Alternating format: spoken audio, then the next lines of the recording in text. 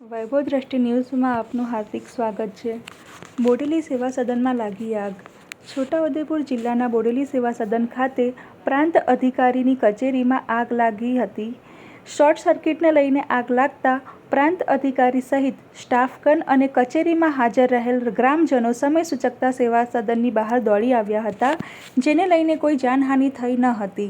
પ્રાપ્ત માહિતી જાણવા મુજબ શોર્ટ સર્કિટને લીધે આગ લાગી હતી, જેને લઈને કચેરીના ફર્નિચર, એસી, કોમ્પ્યુટર સહિત અગત્યના ડોક્યુમેન્ટ સળગીને ખાખ થઈ ગયા હોવાનું જાણવા મળેલ છે. અચાનક આગ લાગતા વહીવટીતંત્ર દોડતું થયું અને ફાયર ફાઇટરની ટીમ ઘટના સ્થળે આવીને આગ પર કાબૂ મેળવી બુઝાવી દેવામાં આવી હતી. જય હિન્દ.